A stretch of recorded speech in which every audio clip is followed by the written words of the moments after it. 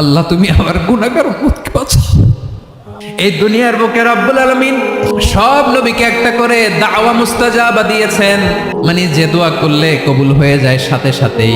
দুনিয়ার সব নবীরা ওই দোয়াটা দুনিয়ায় করে ফেলেছে। বিশ্বনবী বলবেন, আল্লাহ ওই স্পেশাল দোয়াটা দুনিয়াতে করি নাই, আজকে আমি তোমার দরবারে দাঁড়িয়ে কিয়ামতের দিন ওই দোয়াটা করছি। আল্লাহ আমার যে উম্মতের হৃদয়ে যাররা পরিমাণ ঈমান আছে, আমার একটা উম্মতকেও তুমি জাহান্নামে ঢুকাতে পারবা না।